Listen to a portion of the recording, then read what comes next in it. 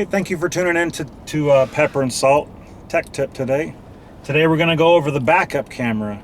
And when you're using the backup camera, it gives you a nice little beeping noise. That's a warning when you're getting close to something and you're backing up. Today we're in a 2018 Kia Sorento EX V6. It's a very nice vehicle, all-wheel drive. Been extremely happy with it. So one of the features, the backup camera, is when you put it into reverse, your backup camera, as we're looking here, it shows you, and you can now see if you have traffic coming from the right or the left. However, when you back up, it has a nice little beeping noise, as you will hear as we continue to get close.